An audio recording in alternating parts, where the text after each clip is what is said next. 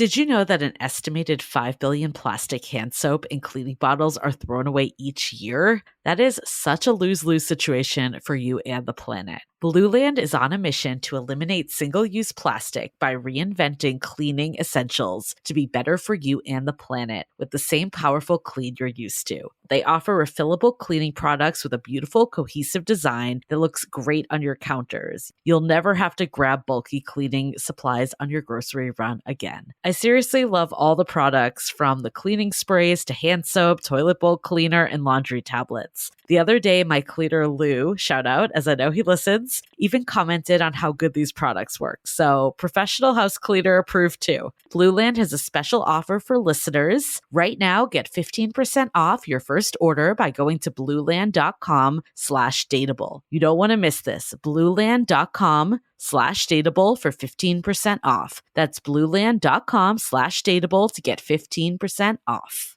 Hi, I'm Yue Xu. And I'm Julie Krafchick. We're active daters turned dating sociologists. Here to dive into everything modern dating and relationships. Welcome to the Dateable Podcast. Hello, friends. Welcome back to Dateable. In our off-on season, I always like saying that because it sounds like we're baseball players. We're like in spring training, off-season, but on. I like that. Training for our season, our next season. Come back strong. Yeah. We're really pumping iron for season 19, stronger than ever. Wow. Okay. So I know we've been alluding to this big announcement that we've had. It's probably been a few years, Julie. It has been. I think 2021 is when we found out about this announcement. It's been a good year, for sure. It's definitely been a good year. For sure. And we keep saying we're working on something. And yes, we've been working on a lot of stuff. I mean, we had our exit interviews, limited series podcast. We had our meeting people IRL masterclass. We have our Finding Your Person program that many of you have enjoyed. And those are big projects, but there's a bigger project that we've been working on in the background that it's just killing me that we haven't been able to announce for 2 years. I know. So we will be announcing, if you are here now, you are actually getting the sneak peek early edition announcement, because we will be publicly announcing this week on Instagram and through email. But if you're here because you're the insider. Yeah, if you're listening to this on the day of release, you are one of the first people to hear about what this is. But we're going to let you just wonder about it a little bit longer. We're not going to announce it yet. We will announce it in this episode, but we're not going to announce it yet. We can rule out a few things. Nobody's pregnant. I don't know why. Oh my God. Yeah. Everybody goes to that. Everybody. It's like, yes, 2 years in the making. We've been trying to get pregnant and we finally are. Both Julie and I. It is really funny. When we put this out a long time ago, one of my friends from college texted me. It was just like, are you engaged? Are you pregnant? I'm like, why would I tell you through like my Dateable Instagram post? Right? That's not how you would find out if that was the case.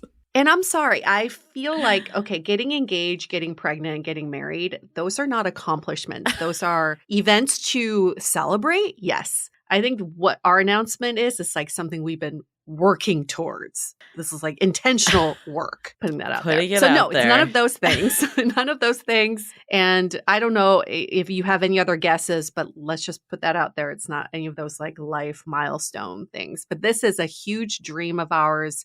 It is kind of a surprise when it became an opportunity for us. And now it's coming true. It's real. People are just like, you ain't just tell me. Tell me already. But no, we're going to get there. We're going to get there. Don't you worry. But before we do, we have a really great episode in store in our on-off season. We were thinking about like what have been some of those episodes, that just either made an influence, changed the way we saw things, or ones that we just thought like actually would be really freaking helpful for people to get on their radar again. Yes. And I think the one today falls into that camp of this is just that feel good episode. If you are feeling discouraged, struggling with dating, just a little down about things, our guest today, her name was Meredith. I think we met her on Instagram. Her name's still Meredith. Thank you for that clarification. Her name is still Meredith. She hasn't In changed the it yet. re-air, but a lot in her life has changed, which we'll get to. But she was Yeah. just, someone that interacted with us quite a bit on Instagram, a listener, devoted listener. We actually reached out to her because Yue and I floated this idea of having, what was it, like in the field daters? Yes. Because at the time, both of us were in relationships. So we're like, oh, maybe it'd be good to like have someone, like a little more boots on the ground in the dating world. So I remember talking to her because we put up a post on Instagram and just being like, we don't know what we're doing with this whole thing yet, but you should just come on as a guest because your story is great. Your energy is great. Just the way you view dating and the positivity, even though at times you have been dealt a difficult hand, we were like, yep, we got to book you. The contagious thing about Meredith is that she makes a conscious choice to enjoy dating. And I think that is the biggest lesson of all. Yeah. You can choose to hate on dating, to be the victim in dating, or you can choose what Meredith did, which is like, I choose to find dating pleasant and fun and enjoyable and a growth opportunity for myself. So you'll hear this through her vibe in this episode of how she makes this conscious choice and how she's been able to now being in a very happy relationship. Yeah. And when we talked to her, she talked about too, like her past and being in a relationship early and discovering infidelity. So she went through some stuff and she was very much in the thick of just like, I'm back in the dating world. And again, trying to like have that positive attitude. So it's really fun for us to see, we talk to people, what can happen a few months later. In a weird way, she was like the boots on the ground dater, just not officially. She was our resident dater before we even had that role open. And you know what? Maybe she can't be that now because she's in a relationship, but we are still going to look for a resident dater. I think it's still going to be a thing eventually. So we're still taking applications. Hey, and you never know. In the meantime, maybe you'll just be an episode until we can figure out what we're doing with resident dater. It's amazing what happens when you interact with us on Instagram in a nice, positive, polite way. It's amazing when you're a guest on the podcast, how quickly you just find the one. I'm just kidding. It's true. It's true. We are relationship fluffers. We're love fluffers. Love fluffers. Yes. We set you up for love. Somehow it's like we clear the energy and then we invite in the love and bam, people just find love. I mean, the people from Exit Interview, so many of them got into relationships after we interviewed them. We need to make t-shirts that say love fluffers. Love that fluffer. Is a must. Proudly love fluffer. And we can wear them on all our recordings. Oh my gosh. I would love to also wear them out in the wild and people have no idea what it is. They'll have to come up to me. I mean, we talk about this in our Meeting People IRL masterclass, which is still open, by the way. It's all through summer. But we talk about how like one approach is to like have a conversation piece when you're out and about that like makes people make convo with you. And I can't think of a better way than having a shirt that says love fluffer. I know. Any shirt that's just a little bit out of the ordinary really invites in conversation. I met someone who had gone through our IRL masterclass and she said, I started wearing a shirt that says, this is my second rodeo. She's like, it's such a good shirt. It's like, it's really clever. And people come up and either compliment her on the shirt or ask her where she got it from. What does that mean? What does that mean? So many like, conversations so start. So my partner, he wears exclusively, his wardrobe is consistent of band shirts. And I am amazed how many people, usually men, but if he was in the market, it could have been a really good opportunity for someone. It's so just inviting of conversation. Like people are just like, oh, like if they recognize the band, they bring it up. If they don't, they're just like, oh, who is that? Have you seen them? Like there's so many opportunities. I just got back from New York and Boston, my whole East Coast little trip. And we were like a bagel store. And like this guy just like started talking to us because of the band shirt. And then it ended up being like a whole conversation. He was like, oh, you guys live in California? Like this whole thing. Like even though it didn't like go anywhere, it was still like nice to have that. Like I just miss those interactions. I have to give him props. Every shirt he's worn has been super interesting to look at. Even just visually. Yeah. Like the shirt he wore on his birthday, I think it was, that you posted. One of the pictures you posted recently, had a bird on it. Oh, I think. yeah. A lot of people complimented the bird. Yeah. I was like, I know this is a band shirt. I have no idea who the band is, but I'm curious to see more of the shirt. It was one of those things, like, this is a very tangent and we'll get off of it, but at the beginning, I think he thought it would command maybe more interest for women than it did. I don't mean it like he was only doing it for that. He clearly was not, but I think he thought like it would be more of a selling point for me. And I'm like, I don't know if I would call it like a selling point, but it was interesting. No. Yeah. It is very attractive when someone has such a strong interest in something, right?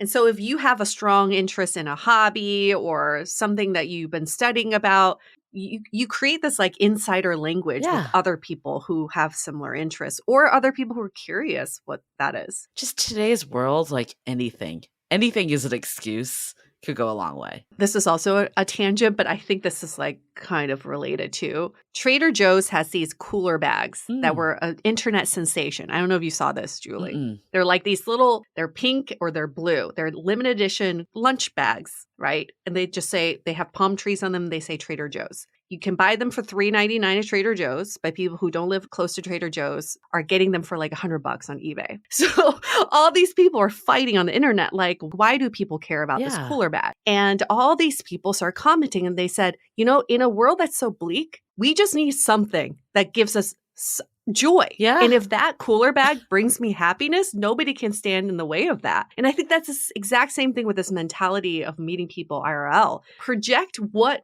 brings you happiness, even if it feels so random. It doesn't matter because if it brings you joy, that energy is contagious for other people to feel too. So my takeaway is sometimes you just need a cooler bag.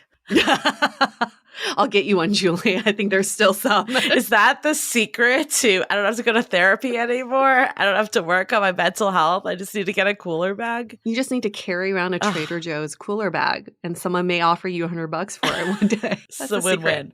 Okay, well, we could talk about cooler bags all day, but I think we should just get to the announcement because it's a little more important than cooler bags. Gosh, all this anticipation. So much anticipation. I'm not even sure how we start this, but we are so excited after 2 years in the making to announce that we have written a book. Oh, a full-blown book. Full-blown. Many, many pages. Yes, I think it comes out to like 336 is what I saw. But don't worry, it goes by fast because it does. It's so very riveting. readable. Yeah, it's riveting and it's very readable and it's in our voice. So those of you who've been listening to us for a while, you'll very much get used to the tone of the book. It's very similar to how we speak.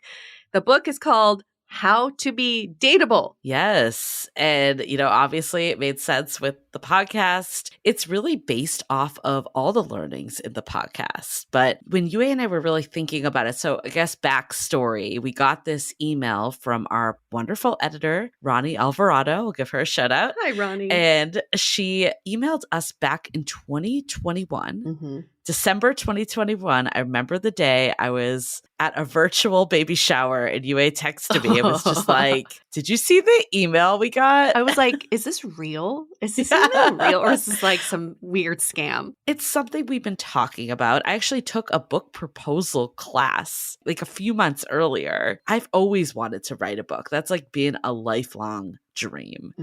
And I wrote a really bad dating book. Like I never went anywhere. It was like my chronicles of dating stories. I dug it up. Terrible. So I didn't know that this. didn't go anywhere. Yeah, maybe I'll share it with you. Wait, did you publish it? No. Just I wrote it. like 4 pages. Yeah.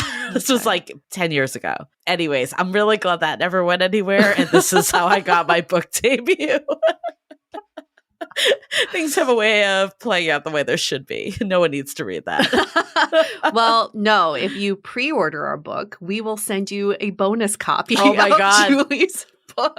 That's the pre-order incentive. That is actually, I would pre-order just for that alone. That's a great incentive. Oh my God. The book that never was. Yes. Okay. We might go somewhere with this. We'll see. But anyways, we were so pumped when we got this email. And the best part was that Ronnie was an avid Dateable listener. Yes. So we were like, oh, this is someone that not only comes from she works at Simon & Schuster. Simon Element is the imprint. Not only a super reputable publisher that's a dream publisher, but also someone that gets us, someone that sees the vision, someone understands that this isn't just like bad dating rules and, like a dumb dating book. Like, we're going to write something that, changes the way people approach dating in today's world. And we are very grateful because everything that's been happening with the book, like the process of it, is not very traditional. I would say we're very lucky to have had the editor reach out to us first. Yes. And then we'll go into this in another episode of the details of the publishing industry, but basically we had a year to write a proposal with our agent and then resubmit to Simon Element, which then they decided to buy the book. So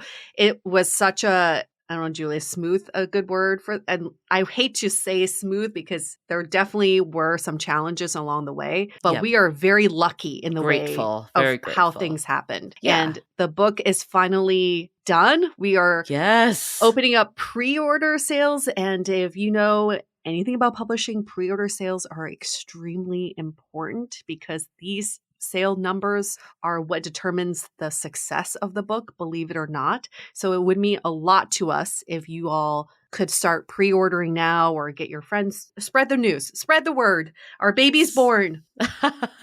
And I was talking to my mom about this because she's like a really big reader and she pre-orders a lot. And she was like, first of all, they don't actually charge your card until the book comes. That's good to know. Yeah. So that's good to know. But also she's like, it's really fun to just get it when it actually comes out. It's like a surprise. Yeah, it's really fun. But we have really, just been taking all the learnings of Dateable. We are thinking about it. We're like, what do we want to talk about? And when Yue and I were just brainstorming with our agent at the time, it was very clear that dating is not a good place. I'm not saying any new news to anyone here. No. I think everyone understands that. Like, we were like, this is a love crisis. Like, this is not okay that, everyone's like, dating sucks. We're in a dating apocalypse. Yeah. More people are continuously getting divorced or just delaying marriage and, relationships, avoiding them completely. So we're like, this is the angle. And like, how do we get to what is it that's, trapping people, like keeping people stuck? If you're real time, you might not have seen the announcement yet, but you will see it tomorrow. Our cover image perfectly encapsulates this because it truly is this maze that you cannot get out of in today's world of modern dating. What makes this book different is that we are not telling you what you're doing wrong. We're not faulting you. We're not reprimanding you.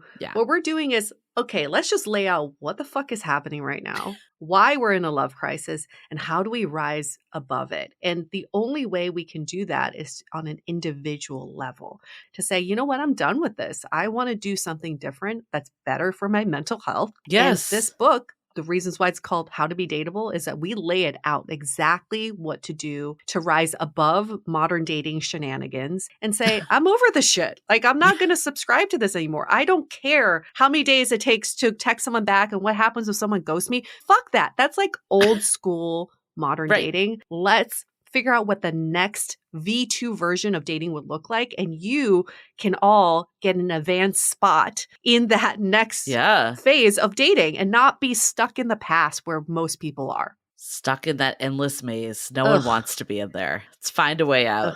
That is the crux of what we've learned by doing this dating podcast. And it's not where we started. And we've made many posts about this. Like, we really don't believe you need to be good at dating because the way dating is set up today, it's setting everyone up for failure. And we need a different way. And I love that. It's like, we're not telling anyone to adapt to dating culture, to mold yourself to fit in, but how do you just rise above it and do it your way so you DIY that relationship ultimately that works for you? Absolutely. And why this episode right now is so relevant is because Meredith inspired a lot of this for us too, because we saw her after we got off our interview with her. Julie and I were like, dude, she is in the future of dating. Like, she's not stuck in the past. And that's why she's enjoying it so much. So you'll see we've followed a cohort of people who've really just taken that leap to V2 of what that could look like for dating and how much happier they are living in this new universe as opposed to being stuck on this cog in a machine of the old world dating, which is serving nobody. Yes. So you can go to our website. Everything is there. The pre-orders are there. Like you and I said, said, it would mean so much to us just for support, because this is truly what gets our book to booksellers. It gets us to, I mean, freaking lifelong dream would be on New York Times bestsellers list. But I think it ultimately helps everyone, because the more people that can get this in their hands too will stop doing the BS of dating that we all hate. Yes. Let's change the way we date. Eventually, we hope that you all choose to date someone who's read the book. Like the people who haven't read the book, leave them where they are. Nope. We're good. This is the way to filter out. This is the ultimate filter. That should be on your profile. Have you read How to Be Dateable? Yes. Nope. Okay. Here you go. Here's the copy. We'll revisit in 3 months. And not to toot our own horn, but I'm going to toot our own horn. We are love fluffers. We have been able to set people up for love. And this book is helping us to do that at scale, right? Now we can really show you, lay out exactly what it feels like to clear out the bad energy and to invite in the love that you all deserve. And I mean, some people might be like, how is it different from the podcast? And it's a very valid question. It has taken you and I 8 years to piece together all of this from doing this podcast. And we listen to every single episode because we record every episode. We listen to every episode probably 5 times between editing, recording, just listening, all of it. Also study dating. And it's taken us 8 years to piece this all together. So the book here is our gift to not have you spend 8 years piecing together modern dating, but to give you that blueprint that you read and you are ready to go. We spent 10,000 plus hours just so you don't have need to. You're welcome. You only have to spend some time reading 300 some pages. That's it. It goes fast. It's a fast read too. There's some nice visuals in there too that make me giggle. Yes. Some stories, all the good stuff. Well, we'll go into all the details of the birth of this book in a different episode, but we just really want to get this announcement out finally, because oh my God, it feels so we've good. Kept it a secret. We've definitely told some of our close friends and family, yes, and a lot of them are like, is your book out yet? Like, isn't it time? It's been so long. I know. People have like stopped asking a little because they're just like, when is this happening? But I will give a shout out though. Like, we have not told the Dateable community this is the first time, but we did talk to a few people in our like moderator group for Big Dateable Energy, because we actually needed help from them. We have a quiz in the book that is kind of like at the forefront of like your dating archetype that will help like personalize the book. And we actually had a lot of them take this quiz, work through it with us so we could get it to a good place for you all. So those people knew. Everyone loves a good quiz though. Cannot pass up a good quiz. Oh yeah, never. Anyways, more to come. This is not going to be the last announcement, but we are so happy to share this news because this truly has been just, I think, a wonderful experience all in all of just how much we've grown in terms of the way we think about dating. A book really forces you to do that. And then just, you know, our dream of just getting this info out into the world. Feels so good. We can take a deep breath now because it's out there in the universe. Thank you all for supporting us through this. We feel your positive energy. Get ready to get sick of us talking about the book, but you know what? It's going to help people. So we feel good about talking about it. We're not going to stop, but we're still in our off on season, but we'll just keep feeding you all more information about the book. Yep. howtobedateable.com. You can also find it on our dateablepodcast.com website also. And tattooed on our arms.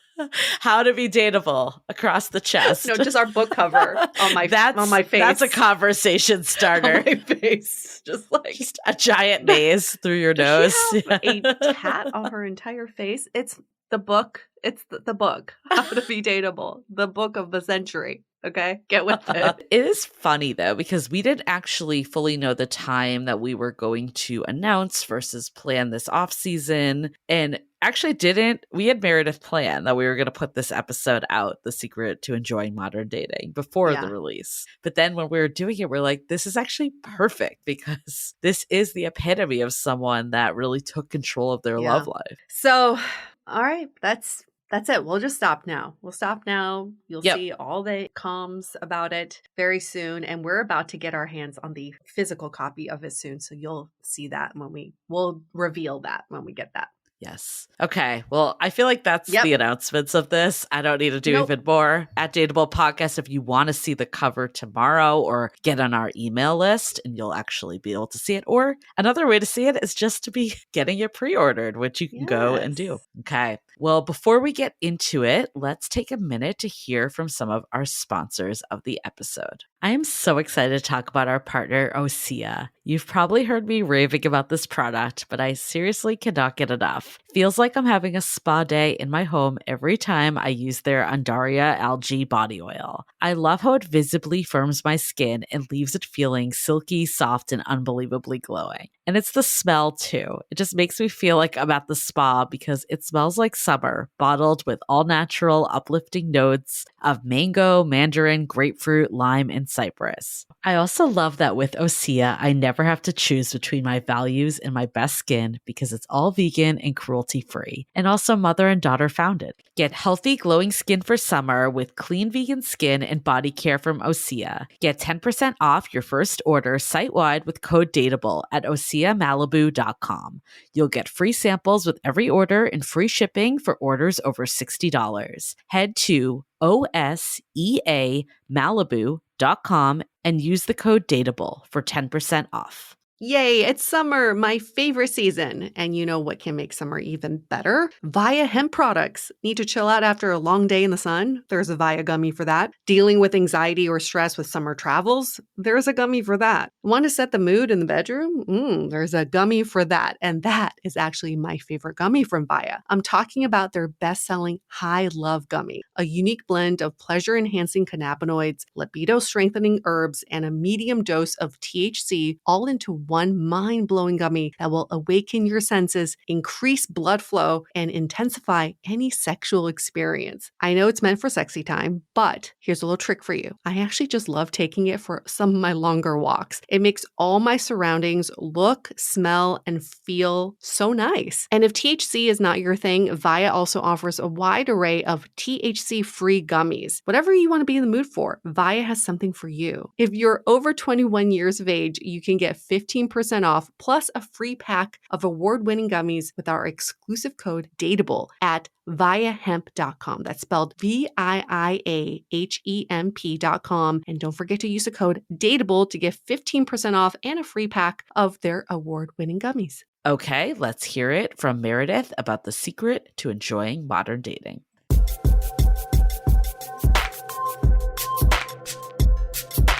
A few months ago, we asked for some resident daters who are in the thick of dating to do some reporting from the sidelines, if you will, because both Julie and I are no longer in the dating scene. And Meredith was basically the first to raise her hand and say, I'll do it. I'll be your resident dater.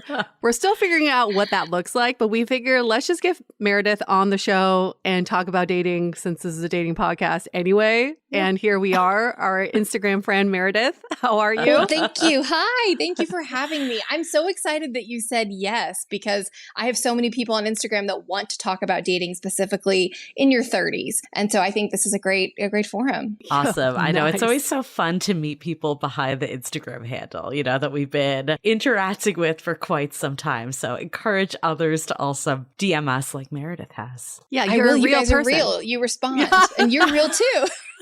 We're all real people just living, figuring this out. We're all humans. So who is Meredith? She's 34 years old, lives in the Inland Empire here in California, originally from Dallas. She's pretty single, been taking a dating sabbatical and actively going on dates. So you're doing both, taking a dating sabbatical and going on dates. I said both because it depends on the week. Honestly, if I'm really busy with work, life is crazy, or I've got a ton of if I'm traveling, sometimes I'm into it, sometimes I'm not. But I really go week by week, how do I want to spend my time this week? Is it dating? Is it not? And I just try to really check in with myself as to be where I'm at. I mean, so where that are is you such at? a good segue. Yeah. Where are you at? I feel badly because when I messaged you, I had so many dates and right now it's a little bit quieter. So I'm in a little bit of a lull. That's okay. And that's okay. That's kind of how it is, right? Yeah, it takes so much time and so much energy and so much effort. And I really try to use my time wisely and check in with myself. And if I'm not not showing up as my best self in the moment, then I know I need to take a pause, lean way into self-care, do what I want to do, get myself into a place where I'm really feeling good, and open and wanting to get to know somebody. So that is one thing I wanted to just talk about, of self-care and preservation through the dating process, because it can feel so daunting, but I actually really like dating. I really like getting to know people. I like the dating process. So I have to keep myself grounded and take care of myself so that it's still fun. I was going to ask you that. We talk about relationships, but how would you describe your relationship with modern dating? Love, hate. I guess a lot of people I think a lot of people use that. Yeah. So, I mean, the idea of living in a village a long time ago, before you had access to online dating and you only had the options in your town of people who set you up, that sounds a little bit limiting to me. So while I know a lot of people romanticize about those old days, for me, I mean, I work in corporate HR, so I'm used to, recruiting and volume and staffing. And so I see the benefit of the number. You just get exposed to more people that are outside of your normal circle. So I love that aspect of it. I hate the fact that it's starting to make people, and I have done it to other people sometimes, feel disposable. And that is something that I think about a lot. I have ghosted people. I try not to, and I've gotten a lot better about giving feedback. I give feedback at the end of a date right away. I don't want to have that pit in my stomach, and I don't want anyone else to have that pit in their stomach. So if I'm not feeling it, I just say it right away. I say, hey, yes, I say, this was really fun. I enjoyed getting to meet you, but I don't think I'm going to want to take this any further. And if they ask why, I tell them why. I don't want this second guessing and this wondering or the awkwardness of me. How do I respond to their text the next day? I just say it. God, you make it sound so simple. You truly are a recruiter. You really are. End of the first interview, you're like, we won't be moving forward to the next round. And that's probably my problem. Like, if you guys were going to diagnose me today, date like a recruiter. Yeah. You would say, hey, Meredith, you got to get out of your HR recruiter mode, and you've got to just let some things happen and not control everything so quickly. So that's something that I'm personally working on. I have a therapist that I work with, and I just think, I have an amazing skill set for work that does translate into dating a lot, but sometimes it's too much and I need to turn it off. Yeah. I mean, the fact that you're even aware in the first place is the first step, right?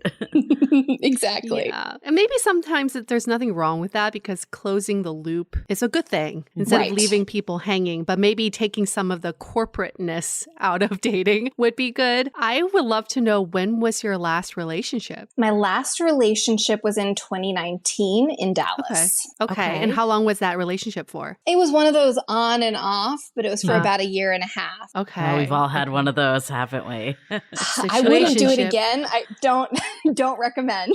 But for me, it was a great part when I think about relationships and dating history as far as growth and what I learned from it.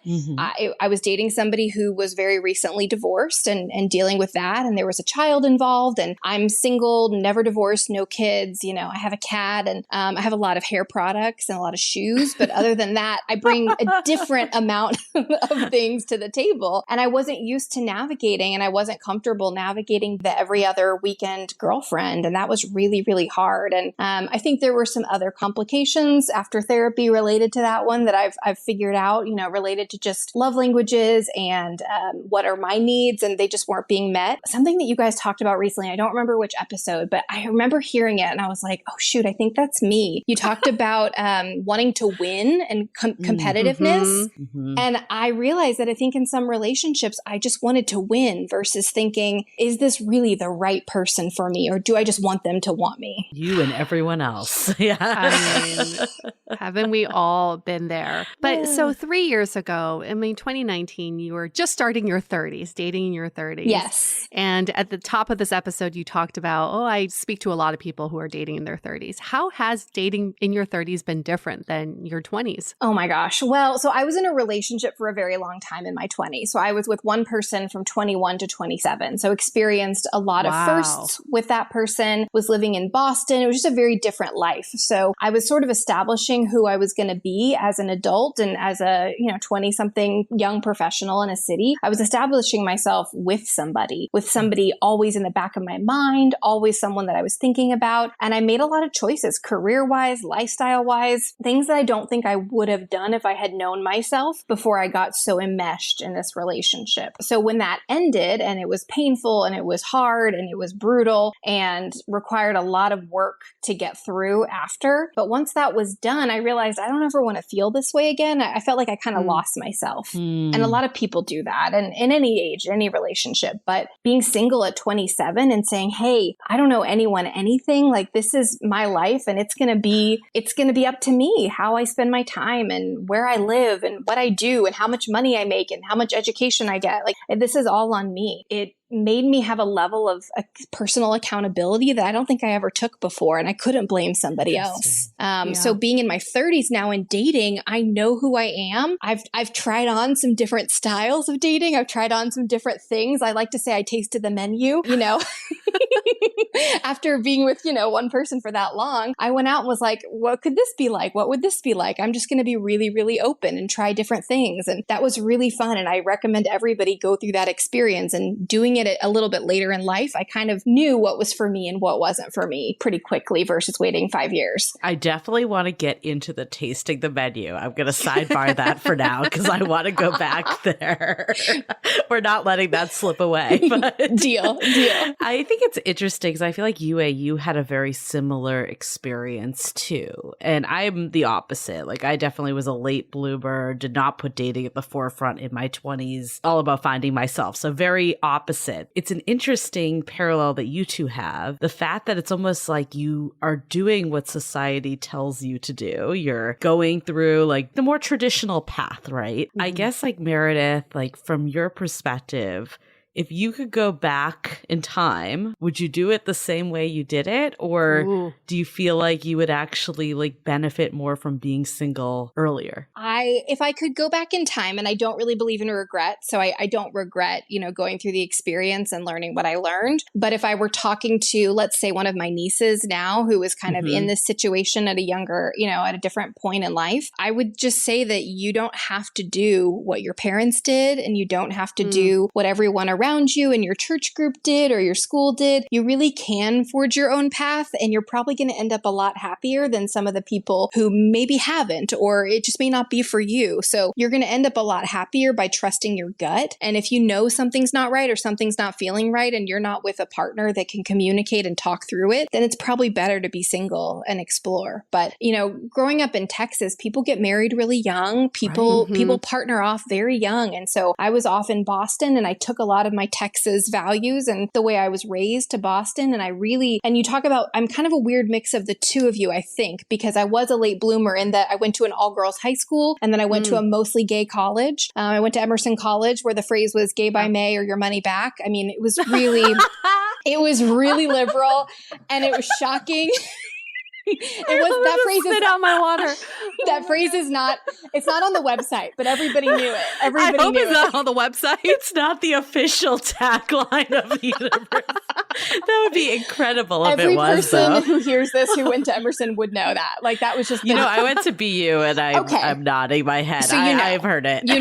Exactly. Okay. So I was a late bloomer and I didn't really date a lot in high school. I was always in theater and I was always doing choir and I was just very busy with my friends. And the only guys I knew were in theater and those weren't really an option. So, I went to Boston and I was like, I want to kiss a boy. And then I'm like, I want to date a boy. I want to be in a relationship. And I made all those things happen. And so working through, what I talked about a little bit earlier about the competition and all of that, did I force this relationship into more of something than it really was? And was the person just willing to go along with it until he wasn't? I've had a lot of time to reflect and think back to what were my pieces of that. And, I wasn't perfect. He really wasn't perfect. But when I first got out of that relationship, I had that blame and that like victim mentality. I know that I went on some dates that I've probably blacked out, but we, you talk about sampling the menu. I went on some dates where I definitely trauma dumped. I definitely went, woe is me, and here's my story, and I got cheated on, and this is what happened. Yep. And nobody wants to hear that when they want to date you.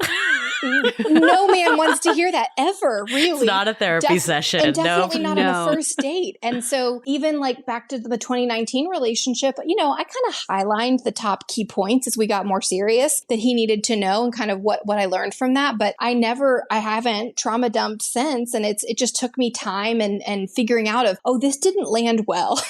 This didn't, kind of like a stand-up comedian trying new material. Yeah. Like, this didn't land well.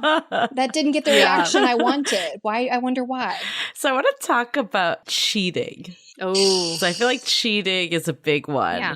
How do you think, obviously cheating is never a fun experience. I don't think anyone will say that regardless of your stance on cheating. How do you think this impacted you moving out of this relationship and dating in the future? It made it so hard. It made it really hard for me to trust anyone. It made me just doubt people's intentions. It also definitely hit my self-esteem. So, part of my whole Instagram journey, my Instagram is just my personal Instagram that I was posting on. I never had the intent of trying to make it something or become an influencer. That wasn't even a word that was used when I was posting. So we're talking January of 2015 is when I moved back to Dallas. And I just wanted to figure myself out and kind of reclaim my life. But my confidence was at an all-time low. And I thought I was unworthy of love and unworthy of commitment. And thoughts like that still creep in, but I've managed to find worth completely apart from anybody else's perspective of me or anyone else's time commitment in me or investment in me. So that I've been able to work through, but it's still, it's a deal breaker for me. It's not something that I can get over. It's because it comes down to trust. It's not even the act of the cheating. It's the trust and the relationship. When did the cheating happen? I don't really know when it started, but I found out about it in December of 2014. Okay, so this is the long-term boyfriend. Yes. So as far as I know, this is the only person who's ever cheated on me. That I'm confirmed of, for sure. We'll say that. We'll put it that way. But yes, this was the long term. And was that what ended it? That was it. Yeah, that was it for me. But after a lot of therapy and time and spent journaling and traveling and working on myself, the end was in sight. The end had already been coming. There were a lot of indicators that I just either didn't want to pick up on or wasn't experienced in relationships to know that this is more than somebody kind of acting out or being distant or, there's something more here and I can't quite grasp it. And I didn't know what it was. I had a friend who had recently experienced something like this and I was talking to her and I kind of thought we were maybe getting engaged. My parents were coming for Christmas. My brother and his wife had just gotten married. Wow. They're younger. I really thought maybe he's being weird because he's getting engaged or we're getting engaged and he's just having, all that emotion. And maybe he's being distant because he got a part-time job and he's saving up money for a ring. My mom has had to tell me since I was a child, life is not a show, life is not a play, Meredith, because I love theater and I grew up in the theater. And I think, we see these rom-coms and we read these books and we have these unrealistic expectations and we make excuses for people. And if I had cut it off way sooner and just said, hey, now I would just say, hey, you're acting really weird and consistency is really important to me. And you're really inconsistent right now. You're coming home really late. You're not telling me who you're hanging out with. You're flaking on plans. And this is not okay with me. And then that would be it. But instead, it lasted for weeks and months and things that went on. And so the friend that had recently been cheated on, she said, hey, you may want to check your phone bill. And I never wanted to check. And I really didn't doubt him. And I hadn't been looking at his stuff. I really trusted him after that much time and investment. But I paid for the phone bill. And so I had the account. And so I logged on and I saw a ton of calls and text messages from a number that was out of state. And I confronted him about it. Well, actually, my best friend at the time in Boston, she called the number for me on our lunch break. Oh my gosh. It was like a movie, right? We went downstairs. We were at the John Hancock Tower working. Yeah. We went downstairs. She called the number and said, who's this? And the girl said, who's this? And she did it for me because I was shaking. I couldn't speak. I felt like I was going to puke. And he and I worked close by. We worked a couple blocks away from each other. And so she said, I'm dating this person. And my friend said, well, he lives lives with somebody. He's in a relationship. And that was really it. I don't really remember. I kind of blacked out, but it was a short conversation. So she didn't know? I don't think so. I don't think so. From that conversation, I don't think so. Yeah. They're married now. Oh, shit. So, maybe something amazing came out of it for them. But I told him to meet me in Copley Square Plaza, and we sat down. I said, you need to meet me right now. And we sat down, and I said, what is this? Like, this is what I know. What is happening? And he said, I haven't decided yet. I'll never forget that. He said, I haven't decided what I want to do. Wow. What? Like, not apologize. Not really. He looked guilty. And it's his choice. And I said, I'll make it really easy for you. And this is a girl who is broken and upset and trying to figure out, we live together. Like, what am I going to do? We had a dog and a cat and we had travel plans. And, I thought we were going to get married. But, when he said that, I didn't even think about it. The first thing I said was, well, I'll make it really easy for you. I'm not an option. So go be with her. Mm-hmm. And he did.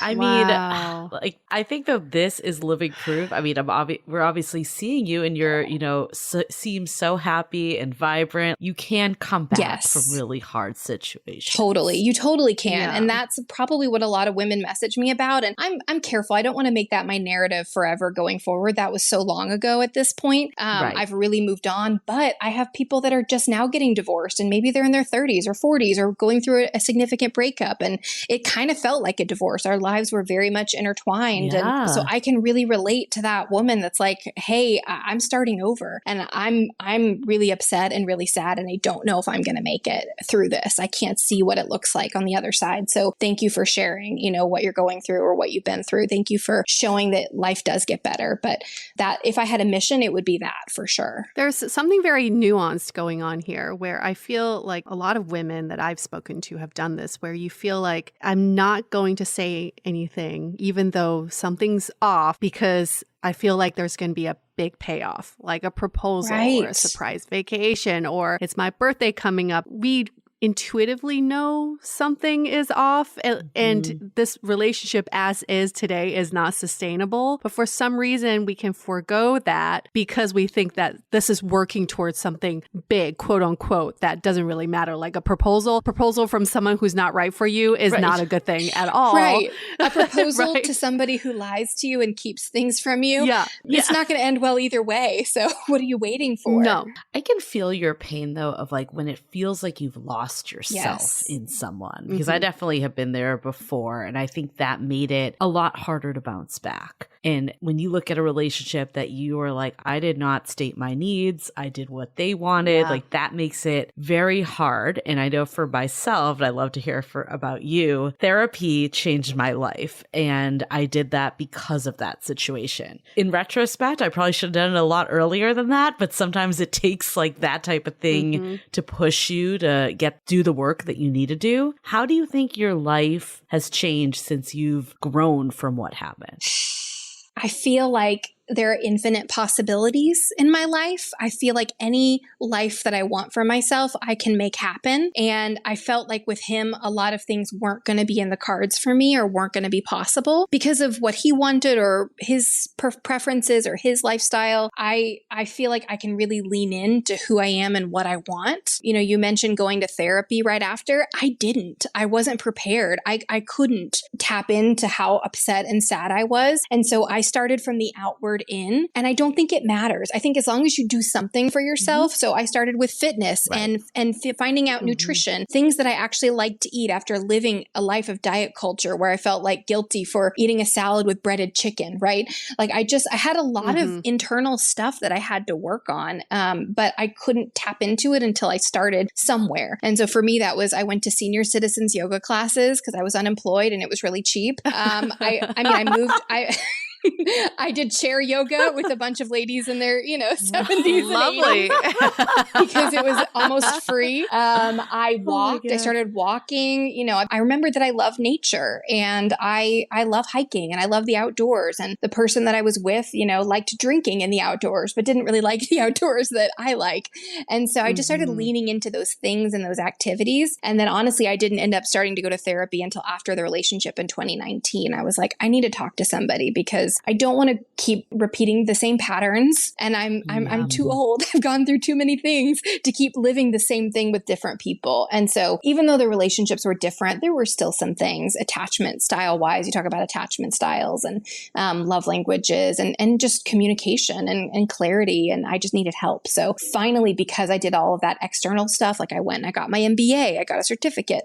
I did all the kind of the stuff and the things. And then I was still staring at myself at the end of the day and realized I needed to go deal with some of that internal stuff. Yeah, I mean, that stuff's valid though, too, because you built a life, right? And I think that's so big, especially if you're unraveling out of a shared life that was not your own. So I totally get in your circumstance why you went that route first. And I think that actually is something beautiful that can come from a breakup also. Totally. And even the whole Instagram thing, I was just trying to figure out my style. I had gotten into a rut of Boston and leggings and dark tunics and jackets. And I didn't even know, I was always commuting on a train and I showed up looking disheveled and sweaty anyway, no matter what I wore. So I felt, I'm in Texas. I can show up in air conditioned and I can wear heels. Like I want to figure out what I like to wear and what colors I like and what styles I want to play. And that was before any weight loss, any physical transformation. Like I wanted to celebrate my body as it was and figure out my style. I love hearing that because I think in the similar relationship I was in my 20s, from 22 to 27, I latched my identity to this relationship to the point where I couldn't. Sometimes you need to step out of the situation to see it for what it is. And I never was able to step out of it, not until when I was 27 and was getting out of this relationship. I had this moment of, who the fuck am I? Who am I? If I were to describe myself and what my personality is and my passions, my hobbies, I don't know, because these were all shared hobbies, interests, shared friends, shared restaurants. And it was so exciting to reacquaint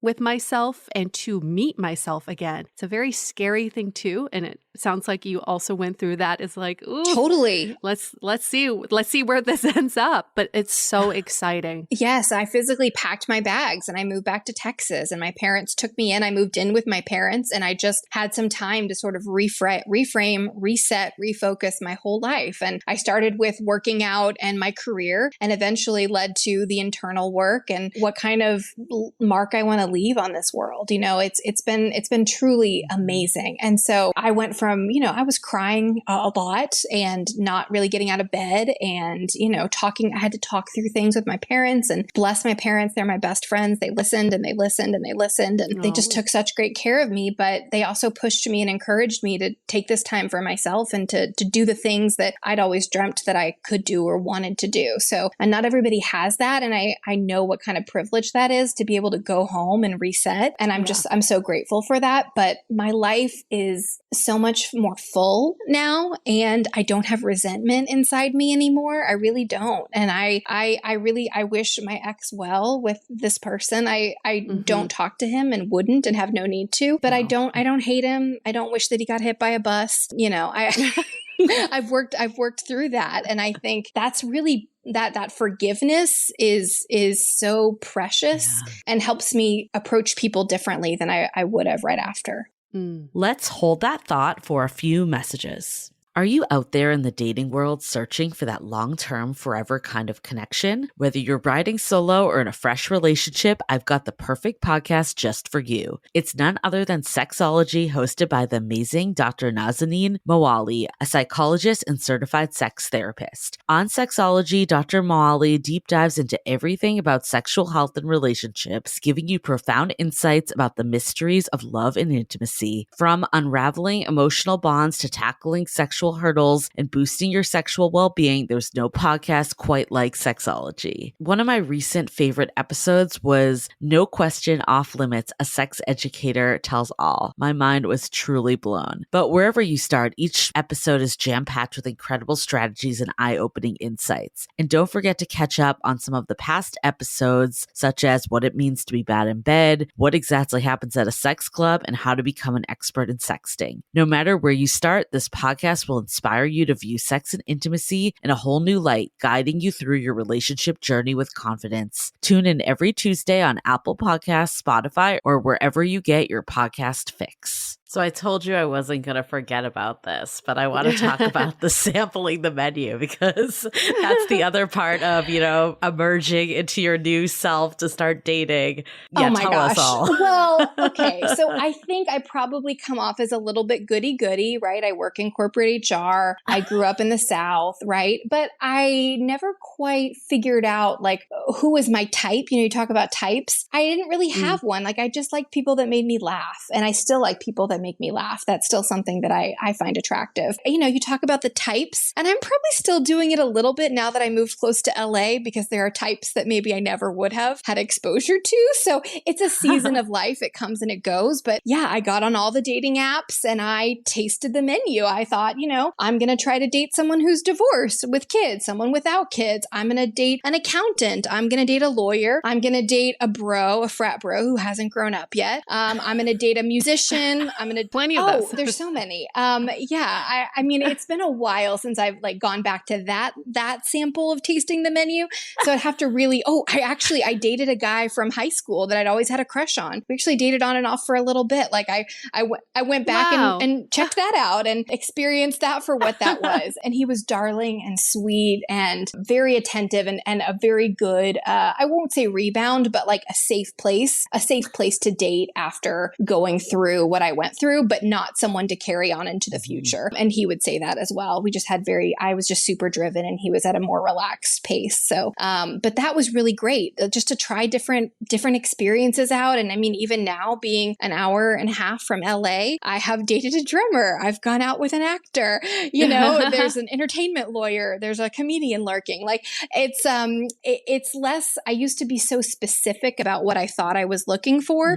And I've realized that as I've met my own needs, I've become much more open to the types of people that I will date because I'm not looking for them to fulfill something that I haven't done for myself. What I love about you, and we talk about this a lot, is like being intentional, but also open. And what does that mean? Because they're all like, vague buzzwords and it's hard to quantify what that really means. But what you just said, you're dating with such an open mind, but you also know what's important to you. And I think that is like the equation essentially. Right. Well, I had a friend, and my best friend is my complete opposite. So we're the yin to each other's yang. We are so different from each other. And I remember one time I told her I wouldn't date a male nurse. And she said, well, that's really rude, Meredith. Why would you say that? Like, that's very derogatory. And I said, I wouldn't date a male doctor either. I don't like talk about blood and guts. My mom is a nurse and I grew up like she ruined spaghetti for me for many years because of dinner conversation. Like it just wasn't for me. And I mean, I could date someone in the medical field who didn't talk graphically, but she thought, she was thinking, she was kind of saying, hey, Meredith, you're putting someone out of a category for not a really good reason. But then when I told her my reason, she said, oh, okay, that kind of makes sense. And then what do you think about, I can hear some of our listeners saying, well, I want to be open-minded, but at what point do you say, I need to narrow down my preferences? Because if you're so open all the time, sometimes you could get lost in that sea of samples and just say, whatever goes. Right. I mean, I used to say I'll go out on a first date with pretty much anyone because it's very low stakes. You're having a coffee, having a beer, something very quick, casual. It doesn't have to take that long. And for me, I try to think of it as like, I'm going to experience something new. I'm going to go to a place I've never been, or I'm going to get a cup of coffee at a place I've heard about. So I try to make it a combo. So at least something was a win. Even if the date was a bust, I at least tried something I wanted to try. But for me, I have to reel it in, right? I only have so much time and so much energy. And so I have, listened to some of the things you guys have recommended. And during the pandemic, especially, it was a great way to weed people out from the volume, to do a video chat or do a voice call before a first date, just to see, is there conversational chemistry? Because if there's not over the phone or in a video chat, for me, it's not going to happen in person. That conversational chemistry, I can talk to a brick wall. So if I can't talk to you,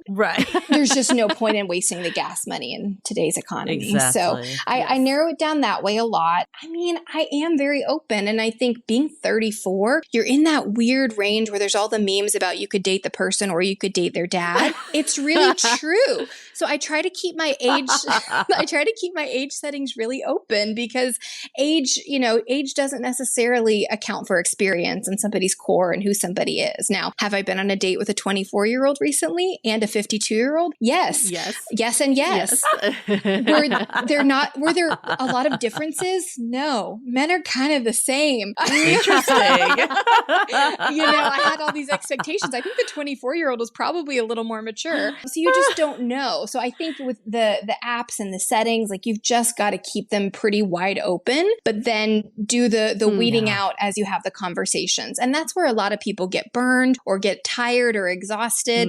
I have a pretty standard opening combo, and it doesn't matter what app it is. I'll reach out first. If I'm interested, I'll start the conversation. It doesn't cost me anything. It's free. It takes 2 seconds. If they don't respond well or they don't respond, then okay, we swipe them off and we keep going down the queue. Like there's really no harm. So I would hate to miss somebody because they're shy, because I probably should be with someone a little more introverted to balance me out.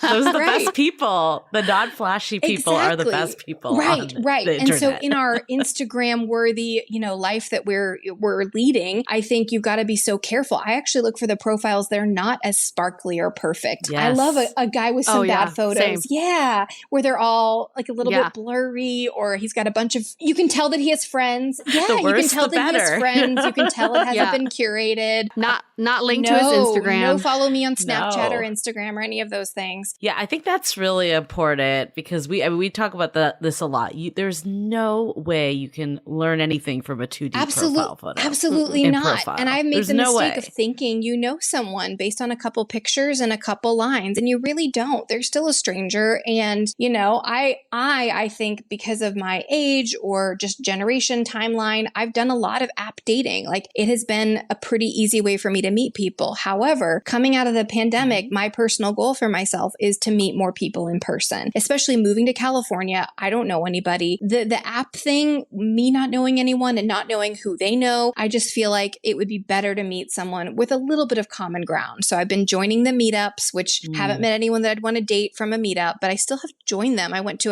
there's one in Los Angeles for people who love free concerts. And so there was like a symphony concert and, just kind of meeting people. You never know who knows somebody. That's the HR networker in me is like, there may be absolutely no one at the event that I'm interested, but I could make a friendship and they could have a group of friends that they could introduce me to. So I do try to stay open in that way. And, the whole picking up people at bars thing, have I done it? Sure. Is it usually, a great foundation for a lasting relationship? Probably not, because I'm still single. But for me, even having that confidence to approach someone or have them approach me and engage in a conversation, that's a win for me, because growing up and after my relationship in my 20s, I would have been so terrified and so insecure that I wouldn't have been able to even engage in that way. And now I'm like, let's have a conversation. Who knows who you are? I went to a brewery by myself a couple weeks ago. I had lunch with a friend and I was in a new area and I said, hey, I've got some work that I want to do. I'm doing some writing. I want to go sit at a brewery and just,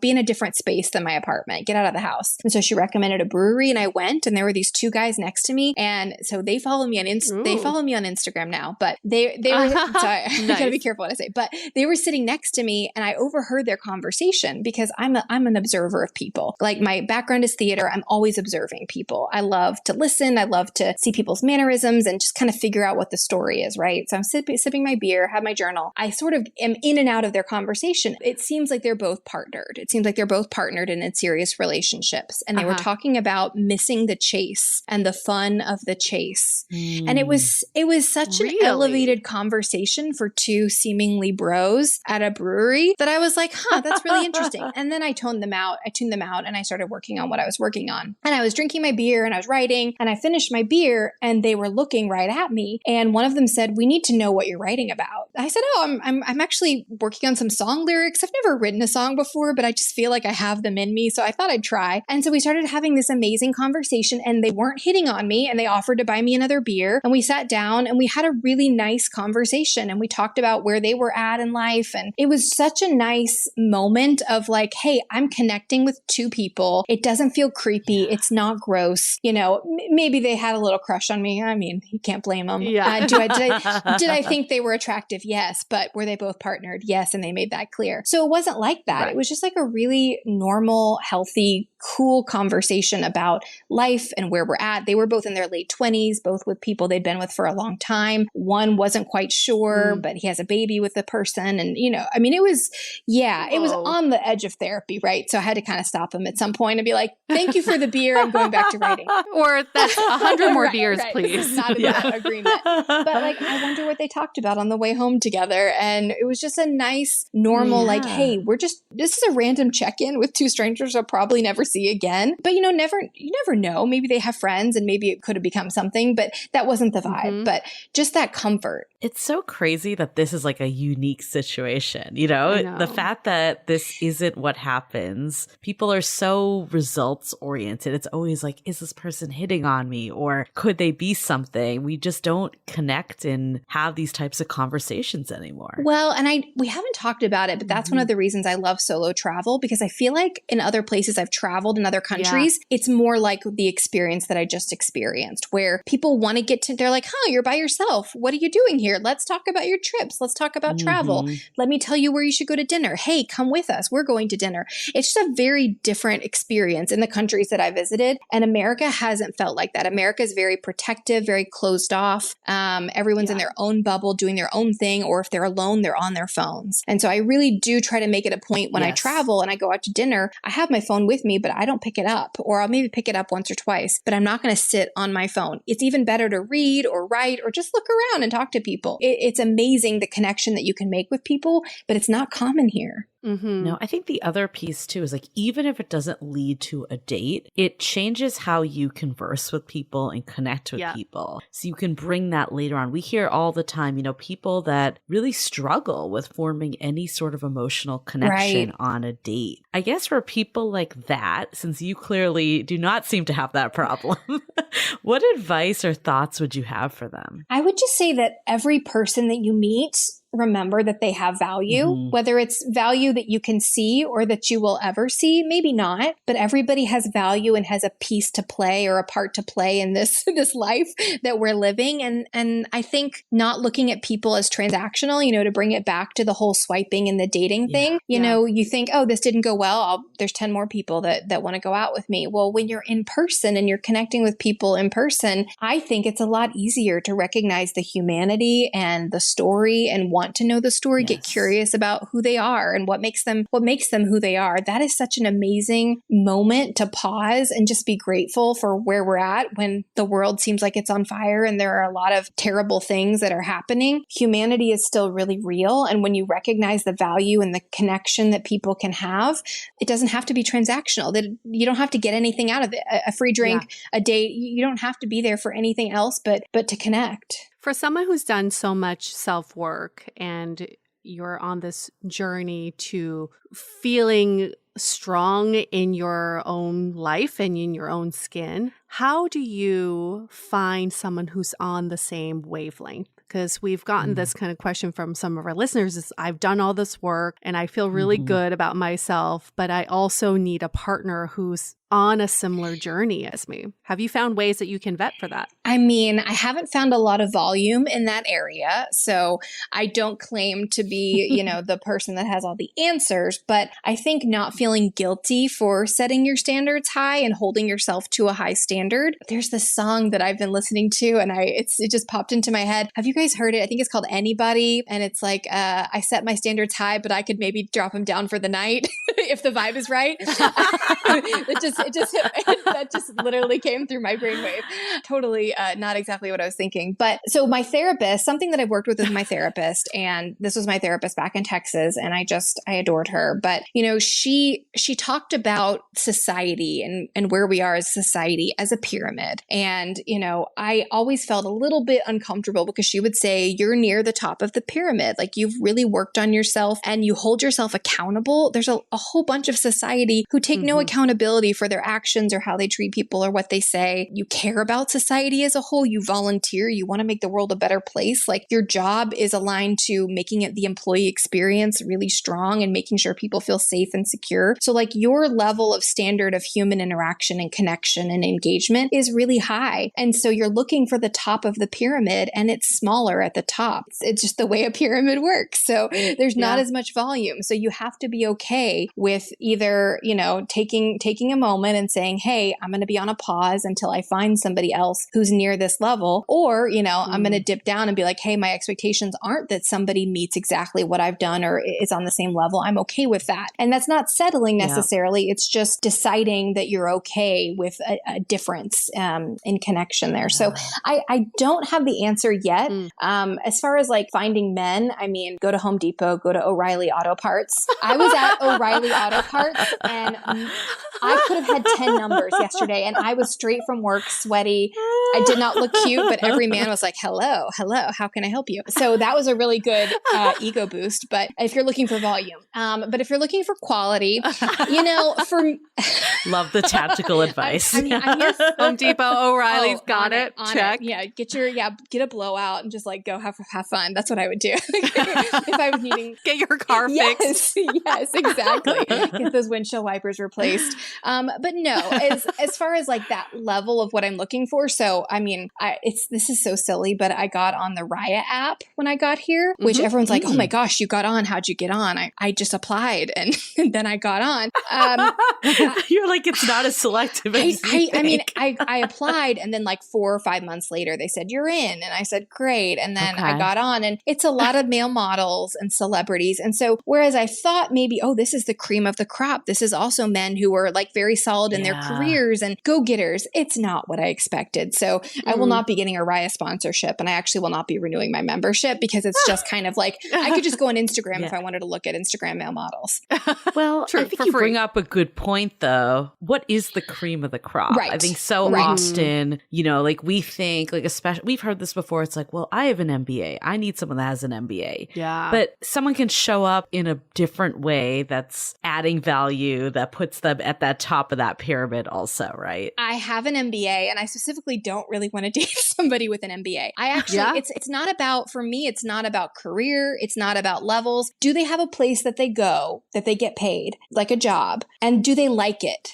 Do they enjoy it? I don't want to be with someone who's complaining about their job 24/7. I hear people complain all day at work. When I get home, I want someone who's genuinely pretty happy with what they do. And if that means they're a mechanic, then great. They can fix my car. And I think that's a really sexy skill to have. I make plenty enough money to take care of myself. And I can also, I feel like I have high income potential and will be fine. But like, I want someone that likes what they do, that feels like they add value to the world, someone who's a teacher. So integrity and consistency are the two things that I'm looking for the most in a partner. And so that I have been able to narrow down. Now, is that on an app or is that really easy to find right away, surface level? No.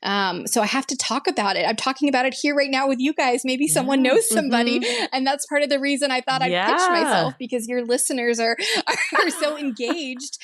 Hey, they're at the top of the pyramid. They're the cream right? of the crop. They are. Yeah. They're at the tip. Yeah. So that's I love what you said though, Meredith, because that is the perfect example of being intentional and open at the same time. That you have these two things that you are unwilling to compromise on because heck, that's super freaking important in a long-term relationship. But you're not prescribed to a certain package of how it shows up. Not at all. Not at all. I'm very open. And I mean, someone that I find attractive. And that's not necessarily what everyone would think, right? It's attraction for me is a good smile, twinkling eyes, someone, who has a great laugh, someone who has confidence in who he is.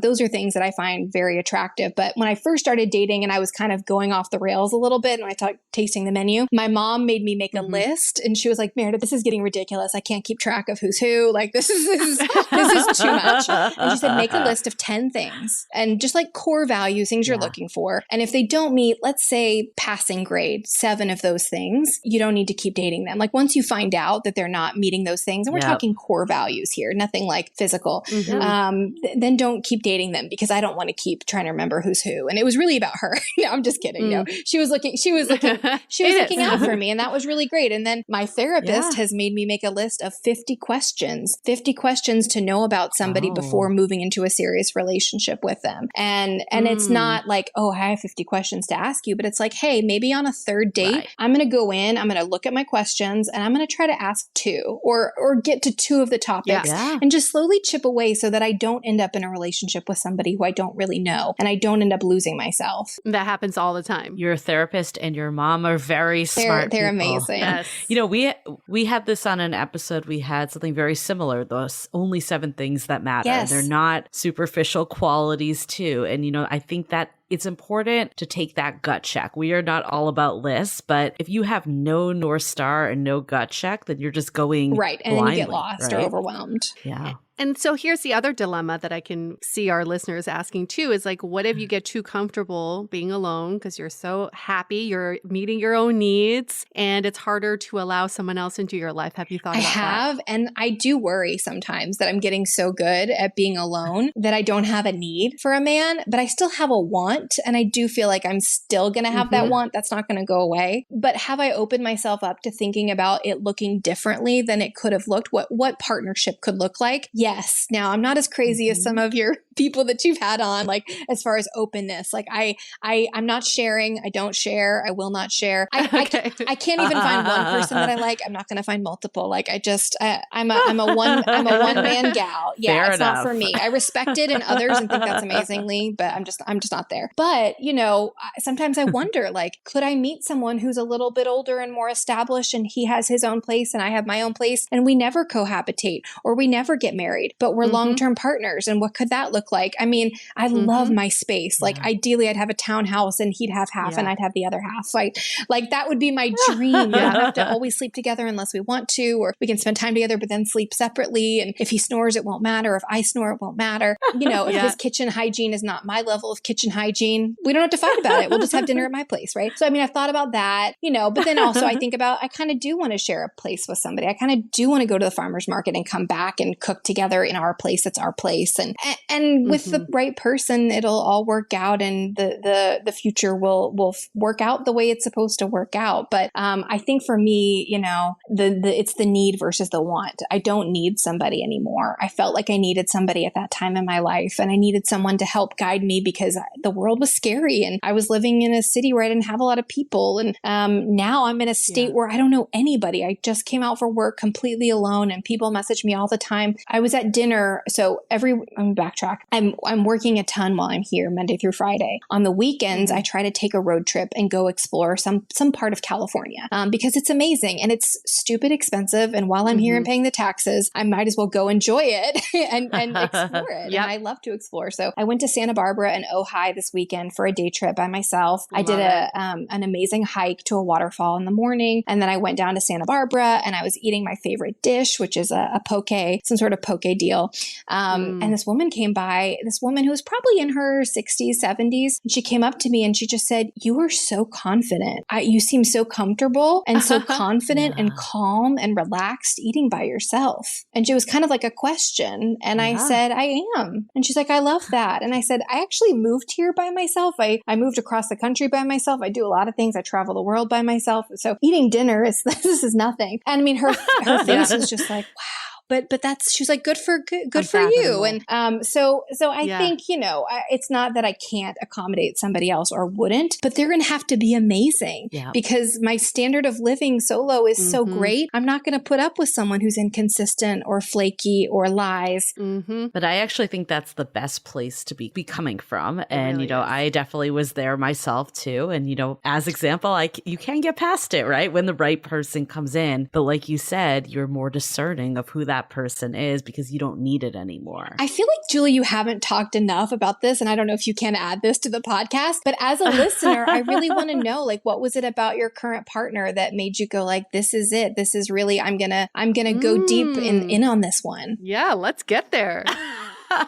I think it was a lot of these qualities. I mean, we've obviously talked to all these daters. You and I have been doing, you know, this research essentially and taking it in for so long that I realized I was focused on the wrong things for so long. And, you know, certain things like consistency. So when you say that, it definitely rings for me. And I would describe myself as an anxious dater before. And we did this exercise with Dr. Abigail Lev that like changed my life. And it basically like, I don't know if you remember her from the schemas episode, but she said, whatever your like biggest schemas are your core needs in a relationship. You know, fear of abandonment was a big one for me. So finding someone consistent was so essential. And, you know, I think too in dating, so often we get wrapped up in like a fun date and a good experience, but that is not life. No. So just having someone that you can talk to, and, you know, my current partner, we just never stop talking. We always say that, like we never stop talking. And I just genuinely enjoyed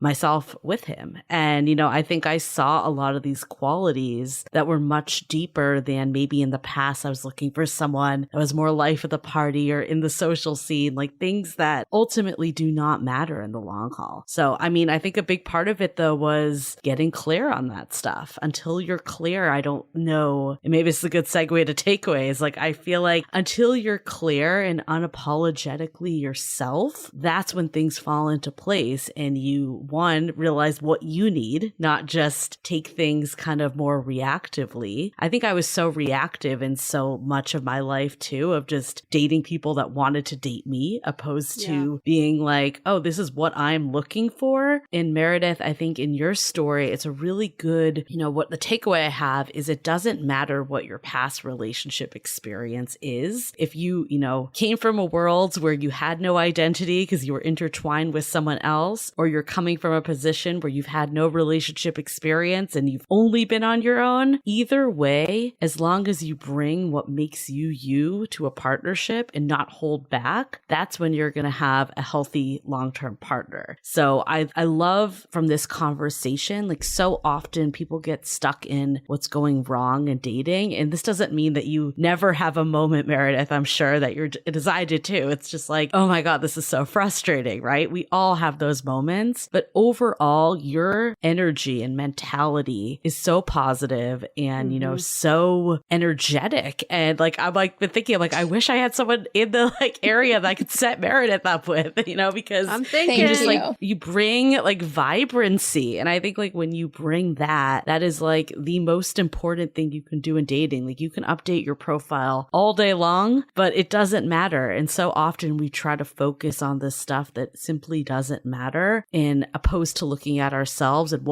how we can grow from dating. Yeah, your energy is just contagious. I am inspired. I am energized. I feel so good about this conversation because I think this conversation gives hope to everyone out there, including myself who is in a relationship, but I have to constantly remind myself that I don't need to be in a relationship. I choose and want to be in a relationship. Yes. And I think you differentiating between need and want is so key here. And I hope people are listening to this, is that when you can fulfill all of your needs, all that's left is for your wants. I want to be with someone. I want a partner. I want this in my life. Or maybe I just don't need a partner. I don't want a relationship. Whatever that want is just the extra. It's the bonus because you've already filled everything for yourself. And when you don't need a partner, when you don't need a relationship, it makes you less thirsty in dating. It makes you less burnt out in dating because it's just an extra bonus for you at this point. It's not a livelihood, you know, of being in a relationship. And I really feel like you bring, Meredith, I feel like I'm on a America's Got Talent or something. Like I'm like we're the judging panel. Like, Meredith, that was a great performance. Golden buzzer for you. You're dateable. Yes, you're very dateable. You're a 10 out of 10. But what I admire about you is what I aspire to be is that you bring this very distinct flavor to the table. What I mean by this is like, if someone were to bring out the Meredith dish, I can taste it and be like, I know exactly what that is, and I can describe it to other people. There are some dishes that are like, this is a fusion. I'm not sure if I'm getting all the flavor profiles. You are just so distinct in who you are that it actually makes it easier for me and Julie to, you know, kind of talk about you with some of our single guy friends because we know exactly how to talk about you, but you know yourself so well that it makes me confident knowing who you are and how I talk about you. Well, thank you. That's amazing. That's such a huge compliment. And I was just thinking I'm thinking back to the pandemic because that relationship that I was in ended in 2019 and then the pandemic started and I was getting my MBA and I had told myself, hey, when you're done with your MBA, because I was working full time in school and I thought, 2020 is the year I'm really going to date. And then 2020 happened. And so finding your podcast and finding the community and just knowing that there were other people out there who were experiencing it. And the pandemic dating wasn't great, had some weird video chats, like really not a lot to say there. As like another takeaway, and I definitely feel like this round of dating, you asked me earlier, like what was different. I didn't hold back anything. And I feel like I hadn't done that as much in the past. I was similar to you, Meredith, that I was like, I'm happy as I am. So I'm just going to put it out there. If it sticks, great. And if it doesn't, I'm still good. And I think in that situation, you may quote unquote get rejected more because you're really putting yourself out there. Like Yue said, you're not this fusion that people kind of adapt everyone likes. But I do believe when you do meet that person that can see the value, then it will become a no-brainer for them. Yeah. And I think that's the benefit of being yourself, is that who really wants all these people that like lukewarm stick? You want someone that's like all about it. I think so. So Meredith, if people want to check out your Instagram content, where can they find you? I'm Meredith TX. I'll always be Meredith TX. So they can find me very easily no matter where I live. I'm from Texas, so easy to find. Definitely mostly on Instagram. I'm trying the TikTok thing, but I still feel ancient. So still figuring that out. Same. Yeah, we feel the same way. We definitely look forward to keeping in touch with you on your dating journey. Oh, thank you. And we will figure out one day what the resident dating expert means. But for now, we will continue to stay in touch with you of your journey. So thanks again for sharing. Hopefully this was inspirational and uplifting for people to just keep going. Thank you for having me. It was so nice to meet y'all and to see you in person. And, I have really enjoyed the podcast as a listener. And I really like the brunch talk. That's my favorite thing on Sundays. Like while I meal prep or I clean, I turn on brunch talk and it's like I'm having brunch with you guys. Well, we will get Love brunch that. one of these days. IRL. This is going to happen. What really uplifts this podcast is your ratings and reviews in Apple Podcasts, because that's what helps validate our podcast so we can get great guests like Meredith here. So the more ratings and reviews we can get in Apple Podcasts, the more content we can bring to everyone. So we thank you for doing that. And thank you, Meredith, again for being on our show. We're going to wrap this up. Stay dateable.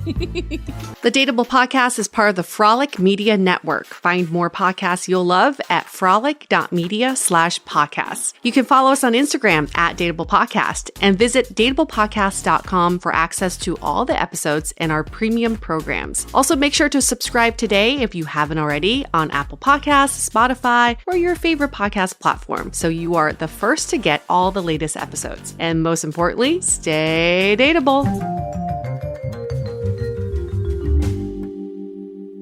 Before you leave this episode, just a reminder to head over to dateablepodcast.com/programs if you want to get in on our Meeting People IRL Masterclass and see what else we have in store. When you need to work quickly and confidently across different apps and platforms, consistent quality communication is key. Whether you're writing documents, emails, or presentations, you need Grammarly.